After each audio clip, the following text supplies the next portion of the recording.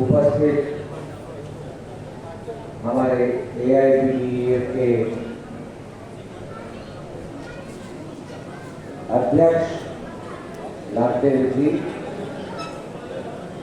हमारे महासचिव मुकेश जी और मंच पे उपस्थित सभी नेतृत्वगण तथा उपस्थित हमारे सामने देश भर के कोने कोने से आए हुए हमारे साथी, विभिन्न ट्रेड यूनियन के पदाधिकारीगण तथा सदस्य, AIBDEF की तरफ से आप सभी को ये नेशनल कन्वेंशन में मेरी तरफ से स्वागत है। हाल ही में करीबन जनवरी से AIBDEF के साथ हमारा लगाव बना हुआ है। हम लोग वेस्ट बंगाल कोलकाता में जो 4 ऑर्डिनेंस फैक्ट्रीज है, उनमें से ऑर्डिनेंस फैक्ट्री दमदम में एम्प्लॉयज यूनियन का नाम से एक यूनियन करते हैं, जो सन 2010 में स्थापित हुआ था। और हम लोग कल कोलकाता में Indian national Trinamool trade union Congress उनसे जुड़े हुए हैं। सन 2010 में हमारे स्थापना के बाद सन 2011 से लगातार 2023 तक हम लोग वहां पे वर्क्स कमेटी में सत्ता में थे।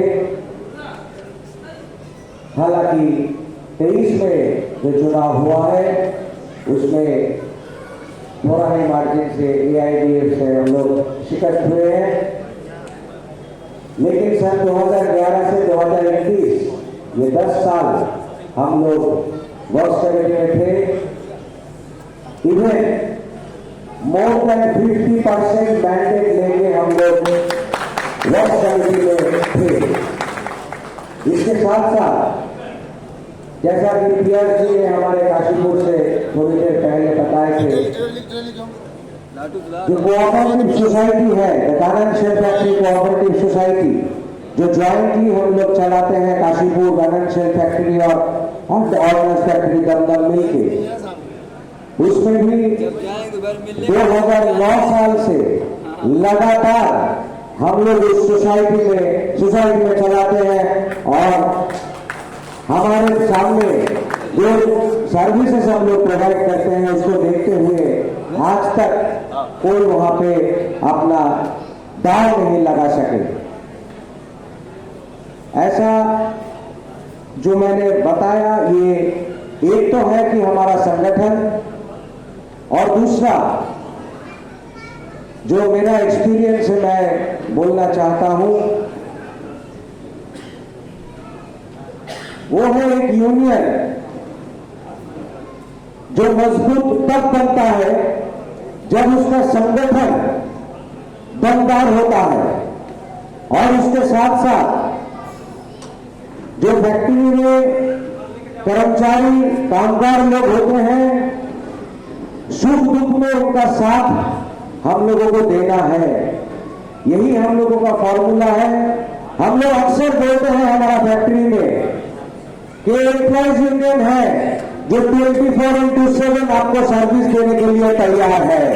तो मैं यहाँ पे उपस्थित सभी से यह आग्रह करूंगा कि ऐसा मानसिकता अगर हम लोग अपने आप में लाए कि हम लोग हमेशा सुख में और दुख में हमेशा अपना भाई बंधु के साथ, हमारे साथियों के साथ अगर रहेंगे तो काम बहुत ही आसान दिखता रहेगा, होता रहेगा। बड़ी खुशी की बात है कि आज के डेट में हमारे फैक्ट्री में जो हाल ही में जनवरी महीना में जो हमारे मेंबरशिप वेरिफिकेशन वोट्स हुए हैं। उधर के सारू जा रहे हैं। उस वेरिफिकेशन वोट में हमारा अच्छा खासा रिजल्ट आए हैं। 2010 साल में स्थापना के बाद 14 साल हम लोग बगैर फेडरेशन के यूनियन चलाए हैं, बगैर फेडरेशन के यूनियन चलाए हैं और वर्ष कमिटी चलाए हैं। लेकिन खामियां हम लोगों को, दिक्कतें हम लोगों को आते थे। कैसे कि रिकॉग्नाइज्ड फोरम में जाने के लिए हम लोगों को वेट करना पड़ता था। रिकॉग्नाइज्ड फोरम में हम लोग नहीं जा पाते थे क्योंकि हम लोग रिकॉग्नाइज्ड नहीं थे। 2024 में जब इलेक्शन हुआ तो हम लोग जीते, मेहनत किए और आपको सबको बताते हुए हम लोगों को खुशी होगी कि 39% वोट बगैर कोई फेडरेशन के, बगैर कोई सपोर्ट के हम लोगों को 39% वोट फैक्ट्री से हम लोगों को मिला है। उसके बाद मुकेश जी से हम लोगों का बात हुआ है, संपर्क तैयार हुआ है, हम लोगों का अप्रोच किए हैं मुकेश जी। हम लोग प्रिंसिपली एआईडीएफ में नहीं जा सकते हैं, आईएनडीडब्ल्यूएफ में नहीं जा सकते हैं, बीटीएनएस में तो कभी कदम ही नहीं जा सकते हैं। तो हम लोगों को भी फेडरेशन का जरूरत महसूस हुआ है। तो बेझिझक हम लोग उसी वक्त मीटिंग कॉल किया और एआईडीडीएफ के साथ जुड़ने का फैसला किया और इसी के बगैर आज बहुत खुशी की बात है कि हम लोग यहां पे उपस्थित हैं आप सभी के बीच में।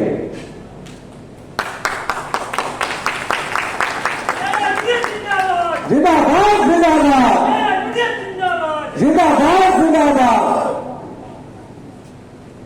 हालांकि परिस्थिति बहुत गंभीर है, खास करके कॉर्पोरेटाइजेशन के बाद से। लेकिन जैसा कि हमारे अध्यक्ष महोदय बता रहे थे कि सजेशन कैसे हम लोग आगे बढ़े, मैं फैक्ट्री का इंडिविजुअल कुछ प्रॉब्लम थोड़ी देर में बताऊंगा। लेकिन मेन जो मुद्दा आज के डेट में पूरे देश में हर फैक्ट्री का समस्या है, उसको सबसे पहले हमारे फेडरेशन को लेकर आगे बढ़ना है और वो है कॉर्पोरेटाइजेशन।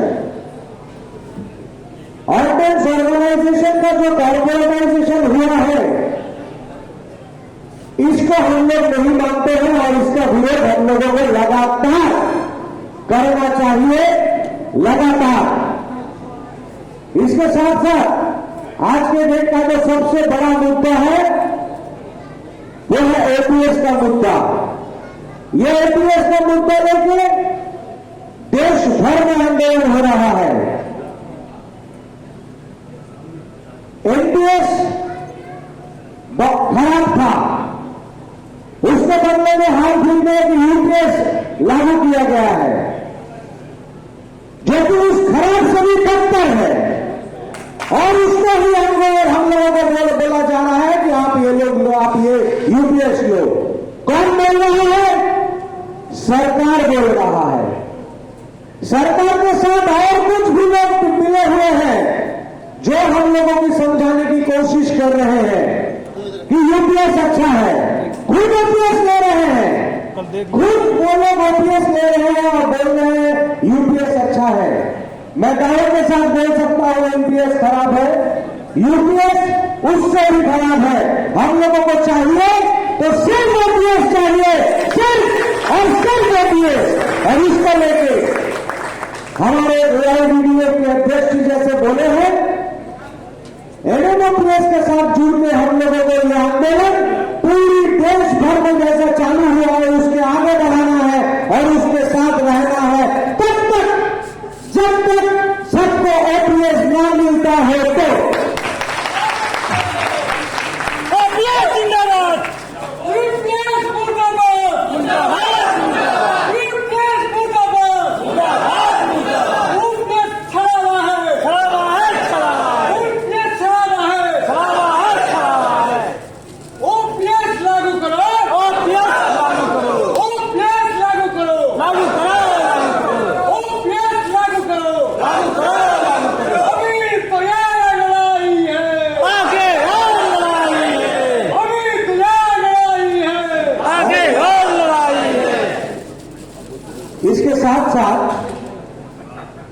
बहुत अहम मुद्दा जो हमारे फेडरेशन ने रखा है वो है पे कमीशन का गठन। बिल्कुल सही, हम बिल्कुल इससे सहमत हैं, पे कमीशन का गठन होना चाहिए। इसके साथ साथ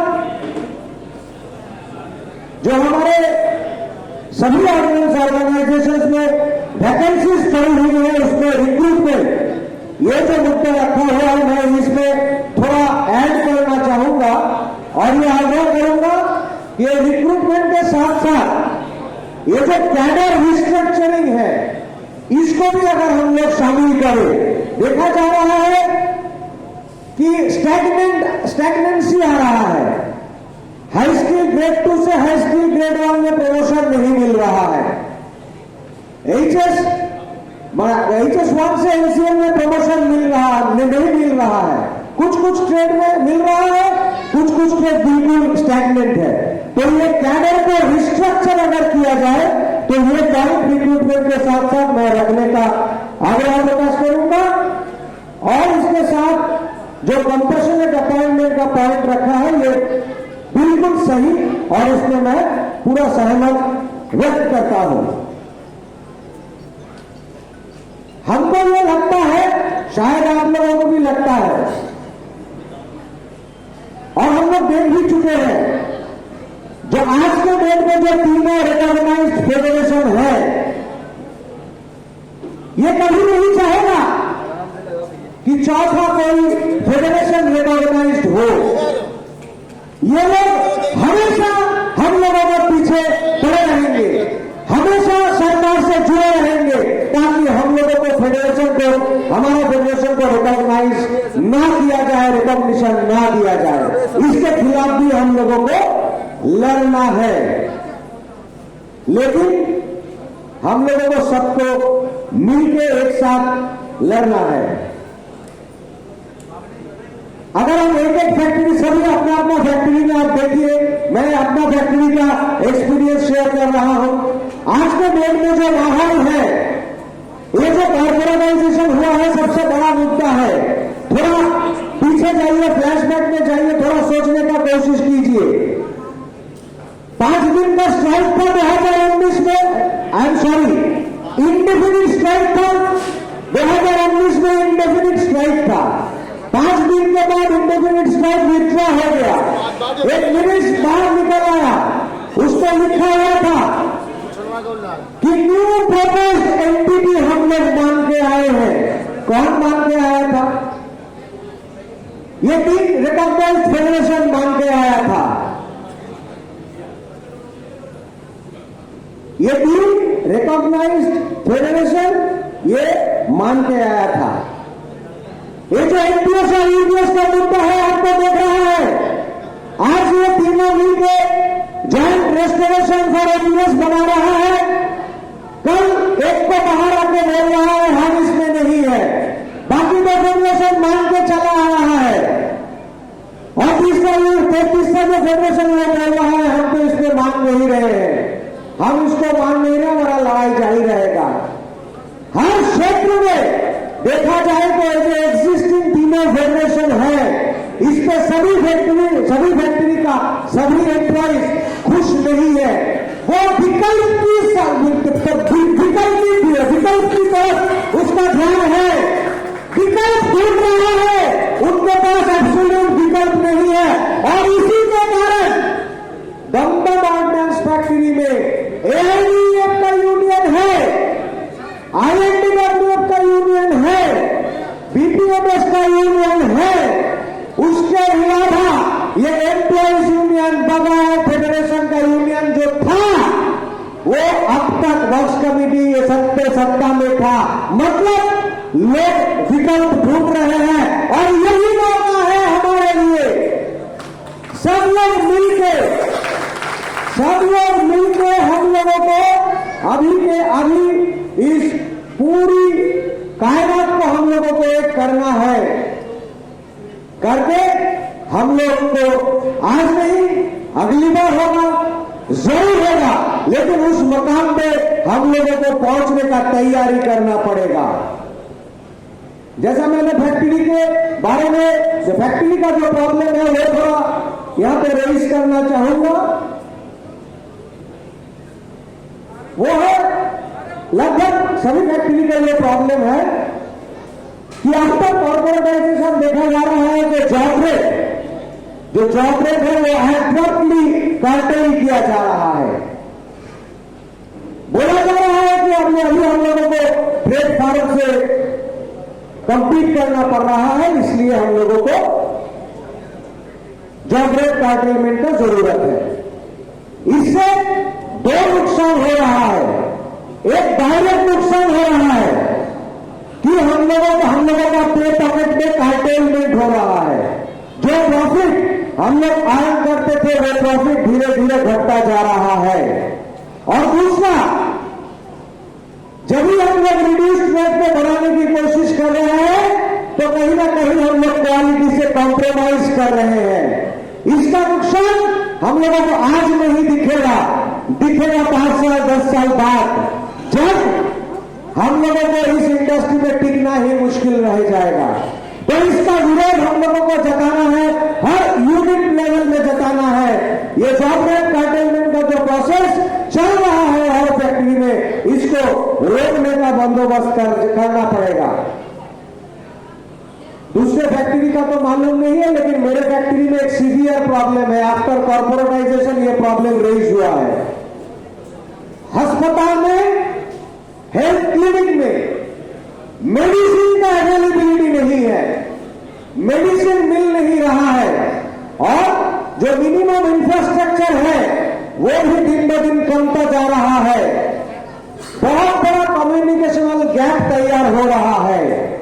इस पे यूनिट लेवल में तथा हमारे फेडरेशन लेवल में भी काम करना चाहिए कि ये मेडिसिन का जो problem, crisis of medicine timely नहीं पहुंचता है, जिससे हम लोग अपना और हमारे जो डिपेंडेंट है ये हम लोग सफर कर रहे हैं। इसका हम लोगों को पॉइंट आउट करना है, रेज करना है, ये समस्या का समाधान करना है। इसके साथ साथ मैनेजमेंट का जो रुतबा है, जो बिहेवियर है, वो भी लगभग हर फैक्ट्री में चेंज हो गया है। ये सब प्रॉब्लम फैक्ट्रीज में है, इसको हम लोगों को आगे के डेट में ओवरकम करना है। इसके साथ साथ मैं दो एक और सजेशन बोलिए या सजेशन ही बोलिए मैं रखना चाहूंगा। वो है कि हमारे AITDF की जो कार्यक्रम है, जो हम लोग काम करते हैं, हमारे जो प्रोग्राम है, ये प्रोग्राम देश भर में छोटा छोटा ही सही लेकिन एक कंटिन्यूअस प्रोसेस में होना चाहिए। ये महीना में ये प्रोग्राम लिया तो अगले महीने में एक महीना छोड़ा तो उसके अगले महीने में एक कंटिन्यूअस प्रोग्राम में रहना चाहिए, ताकि फैक्ट्री के लोगों को हम लोग आपस में जुड़ सके। इसके साथ साथ हमारे प्रचार प्रसार को बढ़ाने के लिए आज सोशल मीडिया का दिन है। ये मीडिया, सोशल मीडिया और प्रिंटेड मीडिया, डिजिटल मीडिया, इसमें भी हम लोगों को थोड़ा बहुत फोकस करना है और आपस में कम्युनिकेशन बहुत बढ़ाना है। हर यूनियन के साथ हमारे AITDF का जो नेतृत्व है, इनका कम्युनिकेशन बहुत अच्छा होना चाहिए। जो भी संदेश, जो भी मैसेज हमारे नेतृत्व की तरफ से बनेगा वो हम तक कम्युनिकेट होना चाहिए, और हम लोग का जो प्रॉब्लम हो रहा है वो भी प्रॉब्लम हम लोग अगर बताएंगे तो इसका सोल्यूशन भी निकलेगा। जैसे हमारे रिकॉग्निशन के टाइम में, रिकॉग्निशन तो सिर्फ वोट का नहीं है, वोट 15% वोट परसेंटेज सिर्फ मिलने से नहीं होता है। बहुत सारे पेपर वर्क का जरूरत पड़ता है जो फर्स्ट टाइम रिकॉग्नाइज होता है। उसमें हम लोगों को भी थोड़ा बहुत दिक्कतें आई थी, तो हम लोग मुकेश जी से पूछे थे, तो मुकेश जी उस वक्त हमारे साथ खड़े रहे और हम लोगों को बहुत हद तक हेल्प किया। इसके लिए employees union ordnance factory government की तरफ से मैं उनका आभार व्यक्त करता हूं।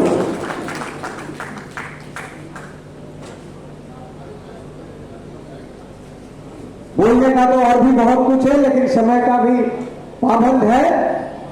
तो इसी उम्मीद के साथ कि हम लोग सभी जो यूनियन आज यहां पे जुड़े हुए हैं, सब मिलके AIBDEF का जो झंडा है,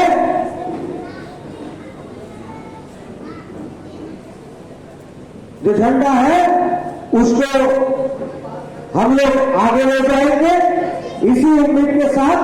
और एक छोटा सा हमारे अध्यक्ष जी से एक छोटा सा और निवेदन है हम लोगों को कि हम लोग यूनिट लेवल में पीटीओ जैसे हम लोगों को मिला है, मतलब यूनिट लेवल में हम लोग आज के डेट में रिकॉग्नाइज है, लेकिन फिर भी IR मैकेनिज्म में हम लोगों को शामिल नहीं किया जा रहा है। ये मुद्दा अगर फेडरेशन की तरफ से हम लोग आगे बढ़ाएंगे तो शायद हमारे साथ साथ और भी ऐसे यूनिट्स होंगे जिसको शायद थोड़ा बहुत सुविधा होगा। वैसे हम लोग अपनी तरफ से एक तो चिट्ठी हमारे जो DPSU है YIL को लिखे हैं, लेकिन अगर फेडरेशन की तरफ से भी इस पे थोड़ा चर्चा होगा और या इस पर काम को आगे बढ़ाया जाएगा तो शायद हम लोगों को और भी आसानी होगी। तो इसी उम्मीद के साथ और एक ही बात बोलना चाहेंगे कि 15% 20% नहीं, हम लोग को आज के डेट में यहां पे संकल्प लेना है कि अगली बार जब मेंबरशिप वेरिफिकेशन वोट होगा तब तक हम लोगों को इतना मजबूत होना है कि हम लोगों को खुद को डाउट नहीं रहना चाहिए कि हम लोगों को रिकॉग्निशन मिलेगा कि नहीं मिलेगा। इतना हम लोगों को तैयारी करना है आज से और ये संकल्प लेना है कि आने वाले दिनों में हम लोगों को हर हालत में हर कठिनाइयों का सामना करते हुए हम लोगों को रिकॉग्निशन लेना है